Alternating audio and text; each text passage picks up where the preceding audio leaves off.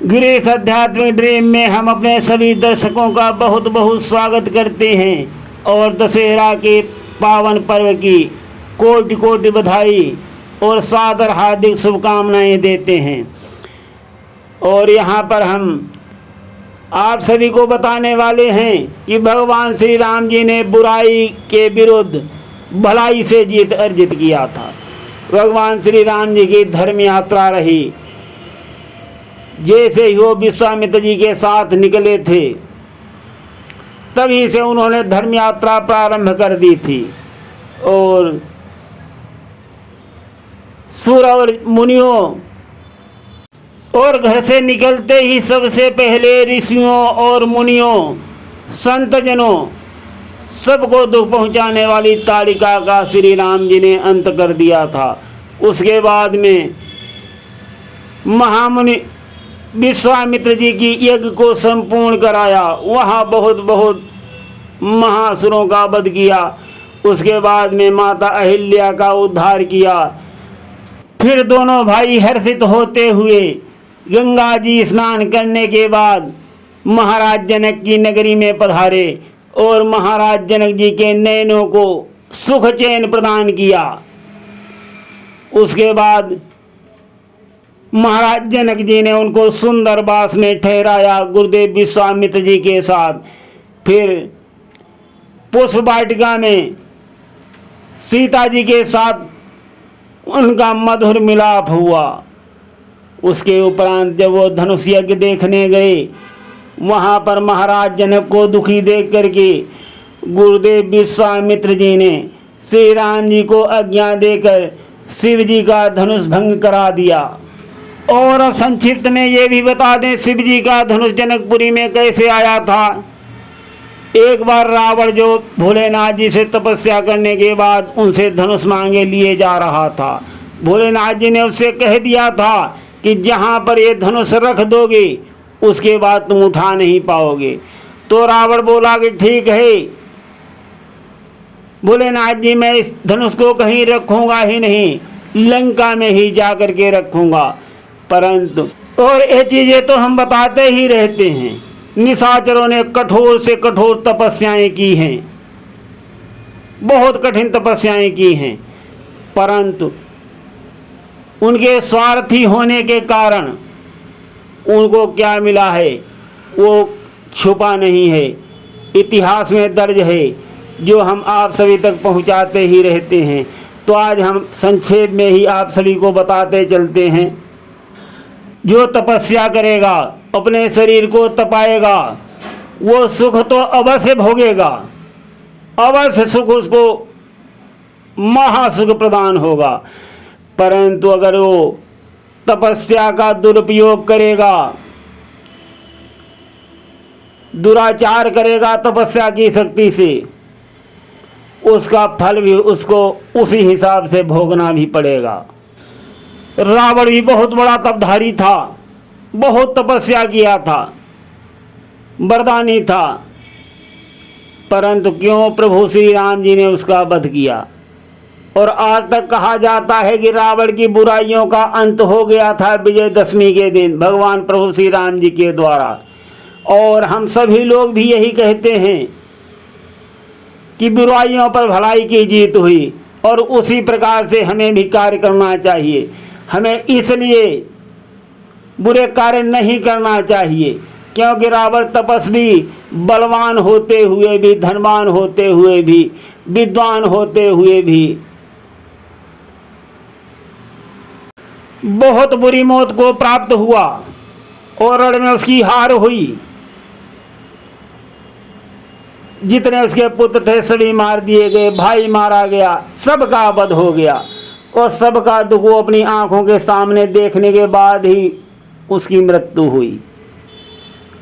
अवश्य इसको स्वर्ग मिला, परंतु साथियों हमें सीख अवश्य लेना चाहिए कि रावण जैसी बुराई हमको नहीं करना चाहिए। रावण इतना तपधारी होते हुए वो हमेशा अपने आप को भगवान कहता था, त्रिभुवन का स्वामी कहता था। भगवान श्री राम जी ने कभी भी न अपने आप को भगवान कहा, न तो त्रिभुवन का स्वामी कहा। उनको तो जनमानस और ऋषियों मुनियों ने कहा। भगवान श्री राम जी ने सब कुछ उनके पास होते हुए भी एक बाण से वो रावण का विनाश कर सकते थे, परंतु उन्होंने रावण को हर अवसर दिया सुधरने के लिए, और लास्ट में वीर अंगद को संधि प्रस्ताव लेकर भी भेजा।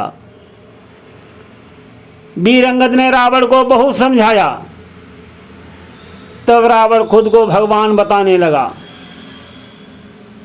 और कहने लगा कि मेरे समान कोई बलवान नहीं है, मैंने अपने शीश काट काट करके भोलेनाथ जी को चढ़ा दिए हैं, कोई कर सकता है ऐसा? वीर अंगद ने कहा कि जादूगिरी में निपुण हो लंका के नाथ, मैंने तो देखा नहीं तुम्हें चढ़ाते मात। वीर अंगद ने रावण की फजीहत कर दी थी। रावण के सभी पुत्रों ने भी अपने शीश झुका लिए थे रावण की झूठ के सामने। अंगद ने वहां पर कहा भी था, वो होता है बलवान नहीं जो गुण अपने ही गाता हो, देखा न सुना ये दृश्य कहीं सिर कटा कहीं जुड़ जाता हो। यदि सचमुच विद्या आती है तो बात बहुत बन जाएगी, सूर्पनखा की कटी नाक उस विद्या से जुड़ जाएगी।